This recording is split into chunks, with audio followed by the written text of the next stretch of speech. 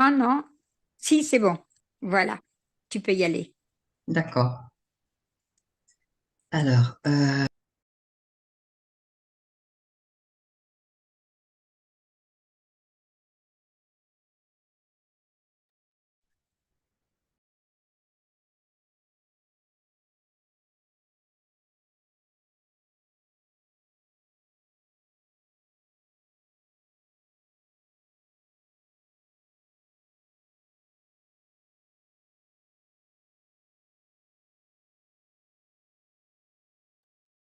Mince, elle a dû appuyer sur un bouton, on ne la voit plus. On n'est que toutes les trois, hein. Gisèle, Joël Melki, c'est à 8 heures ou 9 heures? 8 heures, d'habitude elle c'est 9 heures, mais elle a dit que ça faisait très tard pour elle. Ça fait dur pour vous de suivre les deux en même temps? Ah bah oui, un peu, oui. Parce Un que peu, je hein? viens de rentrer. Non, je viens de rentrer en plus de ça, donc voilà quoi. Oui. Ben, on va essayer de lui demander qu'elle fasse à 9 heures la prochaine fois. On va voir. Sinon, hein, on va changer d'heure. On va voir ce qu'elle peut faire. Voilà, elle est là. On te voit plus, tu sais, Raya. ça y est, oui, je suis là, je suis là. Non, ça y est. C'est vous me voyez là? Très bien, très bien. D'accord. Alors, bonsoir à toutes. Bien sûr, ce cours, il est dédié pour nos captifs qu'ils rendent vite à la maison, que, comment dire, que nos blessés aussi. Hachem envoie la guérison. Et je voudrais aussi dédier une personne que j'ai beaucoup aimée, dont la ptira est Gimel Kislev ce soir, dont le nom est Arlette Esther Bat Messaouda, qu'elle repose en paix, qu'elle prie pour nous là-haut, parce qu'elle avait un certain charisme, et qu'elle là-haut, elle tambourine, comme elle savait le faire. Alors, Amen. la Parashat Toldot nous relate la naissance de Yaakov et Esav, et les Toldot, Yaakov et les Toldot Israq. Donc, on voit que on annonce la naissance de Yaakov et Esav, et ça annonce aussi les conflits futurs.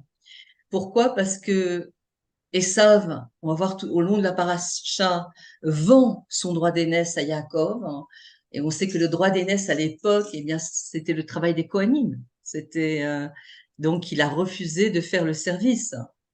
On voit aussi dans la paracha que Yitzhak fait une avoda particulière. Il creuse des puits.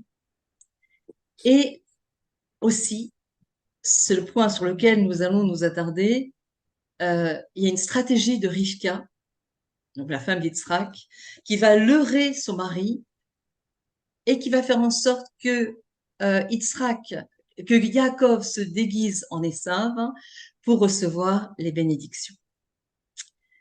Donc la paracha Toldot est en effet la seconde partie de notre histoire, car Yitzhak va poursuivre l'œuvre de son père et pour propager justement les valeurs du monothéisme. Et c'est ce que l'on va voir dans le verset suivant. On nous dit, Yitzhak, vayi Yitzhak zazaken, vayi kaina henav, Yitzhak a vieilli et sa vue a baissé et il désire bénir son fils bien-aimé, Esav, avant sa mort. Donc pendant qu'Esav part à la recherche de la nourriture de son père, Rivka, elle, habille Yaakov avec les vêtements d'Esav, c'est-à-dire qu'on sait qu'Esav, il est né déjà tout fait, ça veut dire il était poilu dès sa naissance. Donc, elle le couvre avec les vêtements d'Esav, c'est-à-dire elle couvre ses bras et son cou avec des peaux de chèvre pour simuler la sensation de son frère qui était poilu. Et elle prépare un plat similaire que donc Yitzhak avait commandé à Esav. Donc, elle lui prépare et elle le donne à Yaakov, son fils, pour qu'il apporte à son père. Et ainsi, Yaakov reçoit les bénédictions de son père, c'est-à-dire la rosée du ciel, les graisses du pays, etc. Alors, comment comprendre ce récit? Une question se pose, et est-ce que c'est une manière appropriée d'une épouse de se comporter ainsi d'élaborer un plan pour déjouer son mari, en fait. Et bien sûr qu'elle était familiarisée au mal, contrairement à Yitzhak. N'oublions pas qu'elle avait grandi dans la maison de Bethuel, son père, de Lavan, son frère, qui était pas particulièrement des saints. Donc, elle avait vu déjà le mal, elle était familiarisée, alors que Yitzhak dit qu'il était Olat Mima. Il était monté sur le Misbéar. Il n'avait pas le droit de descendre en Égypte. Donc, Yitzhak, il avait une kedusha, il était resté dans cette sainteté. Mais quand même, ils auraient pu parler ensemble, euh, communiquer, et elle aurait pu exprimer à son mari ses sentiments en lui argumentant que ben, finalement, il avait tort, hein, il faisait pas le bon choix.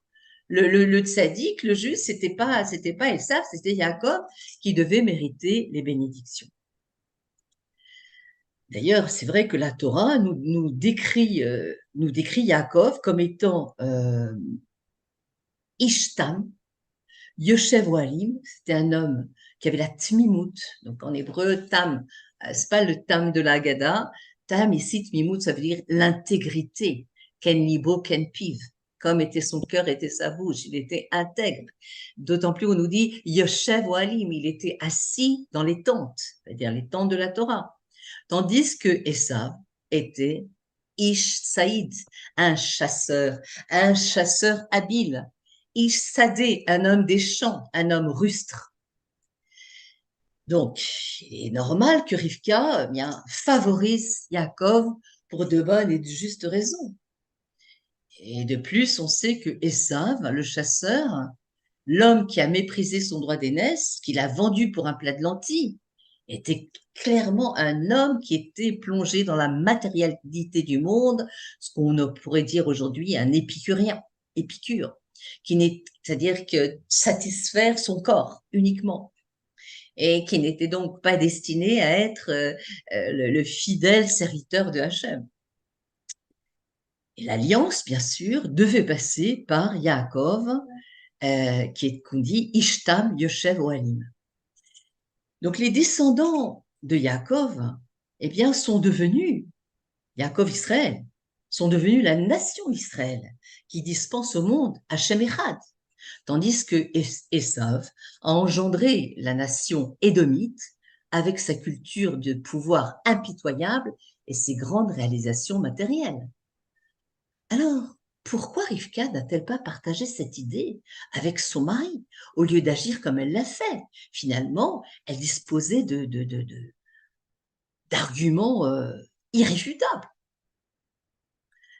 Alors justement, beaucoup d'encre a coulé sur ce sujet et nos maîtres d'expliquer que Rivka savait que les petits-enfants de Yaakov pourraient se dépouiller des vêtements de leur grand-père. Et hélas, revêtir les vêtements d'Ésav.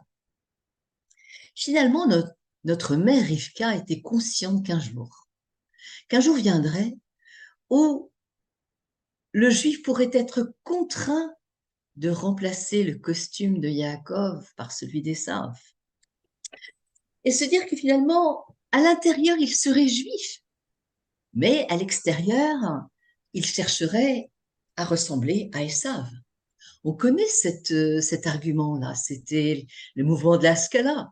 La Scala, au siècle des Lumières, au XVIIIe siècle, dont un des fers de lance était Moses Mendelssohn. Il avait déjà dit cet argument, ok les Juifs, allez, Juifs à l'intérieur, et puis Goy dehors.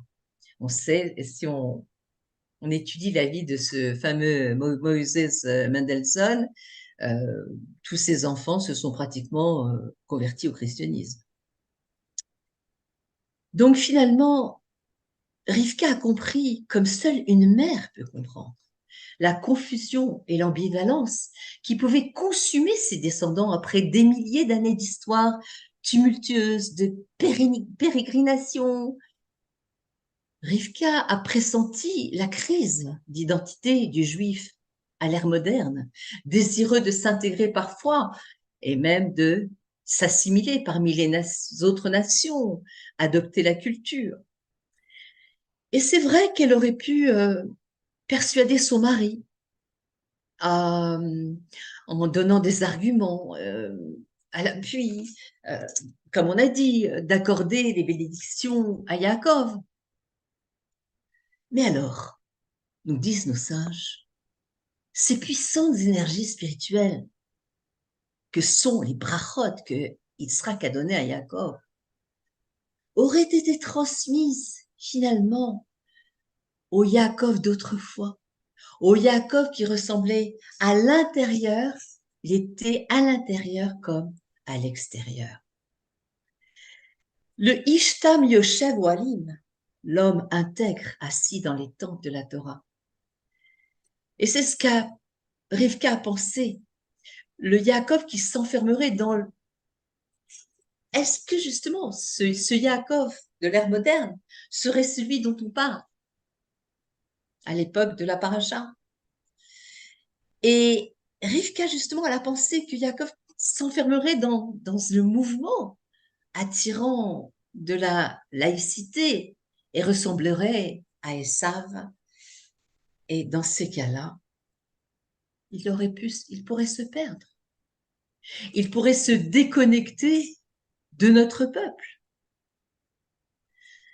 Finalement, Rivka connaissait la réponse. Pas question de laisser, il était hors de question de laisser justement la bénédiction et l'alliance pour Esav. Même Yaakov qui ressemble à Esav finalement, parmi les générations, et si on voit la fête de Hanouka, nous avions les Mityavnim, les Juifs qui voulaient devenir des Grecs, qui voulaient helléniser. Donc finalement, pas question pour Rivka que même Yaakov qui va ressembler à Esav, eh bien, même lui fait partie intégrante de l'alliance, de l'héritage de nos pères, Avraham, Yitzhak et Yaakov. Finalement, au moment où Rivka a habillé son fils Yaakov avec les vêtements d'Esav, elle a veillé à ce que l'étincelle du judaïsme reste à jamais ancrée dans le cœur de chaque juif. Alors, nous pourrions voir, nous pourrons tirer un enseignement concernant, bien sûr, l'éducation juive. Et d'ailleurs, ce sujet nous oblige à parler d'éducation. Que faire lorsqu'un enfant se rebelle? D'ailleurs, lorsque Yaakov se déguise en Esav et se présente chez son père en invoquant le nom de Dieu, Yitzhak n'est pas dupe. Il se dit, ce n'est pas l'habitude de Esav d'avoir le nom d'Hachem dans sa bouche. Et aussi, quand il entend la voix, qu'est-ce qu'il dit? Il dit, Akol kol Yaakov veyadaim yede Esav. Il reconnaît la voix de son fils Yaakov et les mains d'Esav. Alors, on pourrait se demander, c'est marqué explicitement dans la paracha, pourquoi Yitzhak préférait Esav? Alors, c'est vrai qu'Esav, il avait une mitzvah qu'il affectionnait particulièrement, dont il faisait d'ailleurs, comme on dit, mitzvah minamouvra, ça veut dire le meilleur moyen de faire la mitzvah, c'était la mitzvah de Kiboudav. Il savait honorer son père. Pour servir son père, d'ailleurs, il changeait de vêtements. Il mettait ses plus beaux atours. Et on voit que malgré son rejet du judaïsme, eh bien, il restait attaché à une mitzvah. Au fond, Yitzhak n'était pas dupe. Il savait qui était son fils. Malgré cela, il va lui témoigner des marques d'amour à seule fin de le rapprocher, qu'il ne s'éloigne pas de lui. Et finalement, c'est dans ce sens qu'il nous faut comprendre la différence d'affection entre Yitzhak et Rivka à l'égard de leur fils. Le texte nous dit clairement, Yitzhak aimait Esav et Rivka aime Yaakov. Et c'est dit, non, Yitzhak aimait Esav, c'est au passé, la shon avar, et Rivka aime Yaakov, la shon ové, c'est du présent. Et cette différence de temps s'explique ainsi. Yitzhak n'aimait pas son fils d'un amour total. Il faisait quand même des choses assez terribles. Hein. Donc, l'amour dont nous parle le verset, eh bien, n'était plutôt qu'un ensemble de gestes affectifs pour maintenir le lien avec son fils. Donc, et c'est ça qui devrait nous inspirer. Éduquer, c'est apporter à l'enfant tout un ensemble de connaissances et de valeurs morales. Mais on ne peut imprimer à tous les enfants cet ensemble de manière identique. Pourquoi? Chaque enfant est différent. D'ailleurs, un chassid rentre chez le rabbi, Laïnara, il a eu beaucoup d'enfants, et il explique, il donne le nom d'un de ses enfants. Et il dit au rabbi, voilà, mon enfant, j'ai un enfant qui s'est vraiment éloigné du judaïsme. Je ne sais pas pourquoi, je ne comprends pas ce qui s'est passé. J'ai beaucoup réfléchi, pourtant, je les ai éduqués tous de la même manière. Et le rabbi te répond, that is the problem. Voilà le problème. Chaque enfant est différent. L'erreur était de vouloir donner la même chose à chaque enfant. Donc, réfléchir aux moyens par lesquels on peut sensibiliser l'enfant au judaïsme. D'ailleurs, on a différentes portes, comme en éducation. Lorsqu'on a éduqué, on sait que on peut rentrer de différentes façons, par la poésie, par les mathématiques, eh bien, en Kodesh, c'est la même chose. On peut ouvrir une porte des histoires fantastiques du Baal Shem Tov. Ou si l'enfant aime les mathématiques, alors on va lui parler de halakha, des différentes opinions. Donc, lorsqu'un enfant se montre rebelle à une autorité, ce n'est pas cette autorité qu'il faut remettre en cause, mais l'expression de cette autorité. Quelle voie, quel chemin les parents, les éducateurs, Morim, Morot, auront pris pour intéresser l'enfant? S'il y a un échec, eh bien, c'est l'indice que l'on doit trouver une autre technique, un autre chemin pour approcher l'enfant. Le problème est que très souvent, les parents et éducateurs, c'est quelque part un peu humain, mais sont souvent enclins à transmettre leurs idées, leur propre sensibilité, sans tenir compte de la réceptivité intellectuelle et affective de l'enfant. Alors, quelle est la clé que Yitzhak Avinu nous donne? La clé pour une éducation réussie. D'ailleurs, c'est le titre de mon intervention. Une éducation réussie. Eh bien, qu'est-ce qu'il faut? Il nous faut chercher l'aspect positif qui réside dans chaque enfant. Il faut arrêter la bicorette à outrance et valoriser les aspects positifs de sa personnalité. Et ainsi, nos enfants seront réceptifs à l'enseignement de notre Torah et ils ne l'oublieront pas s'ils ont des moments de rébellion pendant l'adolescence. Mais si on les a encensés, si on a essayé de trouver le bien qu'il y a en eux, eh bien, il y aura certainement un retour. Car si nos jeunes sont ignorants et rejettent le Ol Malchut Shamaim, le joug divin, alors le lien entre le père et le fils peut être rompu, Chas v'Shalom. Et alors le fils évolue dans sa vie avec l'oubli de ses racines juives. D'ailleurs, je voulais vous le marquer, j'ai oublié, d'ailleurs, oublier, qui dit Shin Lishkoach, et si on inverse les lettres, ça donne aussi nier. on fait l'anagramme de Shin Kafret et on inverse les lettres, on peut trouver le verbe nier. Parce que finalement, lorsqu'Israël oublie ses racines, eh bien, ce qui se passe, eh bien, c'est la négation de son existence qui se profile à l'horizon. On le voit.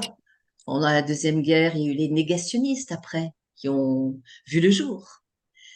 Lorsque dans notre moment actuel, nos épreuves actuelles, certains sont dans le déni, c'est du complotisme, on essaye de nier. Et donc, pour faire face à cela, eh bien, il faut faire en sorte que nos enfants n'oublient pas leur héritage. Et alors, justement, on voit que toute la avoda d'Yitzhak Avinu, eh bien, était de creuser des puits. Et qu'est-ce que ça nous enseigne? Ça nous enseigne que il faut creuser un puits chez ce juif qui s'éloigne, c'est-à-dire, eh bien, le débarrasser de toutes les influences négatives, de toutes les scories, les pierres, les roches, la boue, le gravier, qui vont boucher le cœur et l'esprit. Et justement, ainsi, susciter en lui l'envie d'apprendre, de chercher, d'aller sur l'ordinateur un coup de clic, d'écouter un marmar de Chassidout, et ainsi de révéler ses capacités et de révéler finalement, parce que Anachnu, Ma'aminim, Bnei Ma'aminim, nous sommes croyants, fils de croyants, et de réveiller cette foi naturelle qui habite l'âme de chacun d'entre nous. Ma'aminim, Bnei Ma'aminim. Donc finalement, Yitzhak, il creusait des puits, et les Philistins, qu'est-ce qu'ils faisaient? Ils bouchaient. Mais Yitzhak ne s'est pas démonté. Il a continué à creuser. Il a cherché ailleurs pour que l'eau vive jaillisse. Et finalement, les Philistins, quelle était leur volonté de boucher les puits?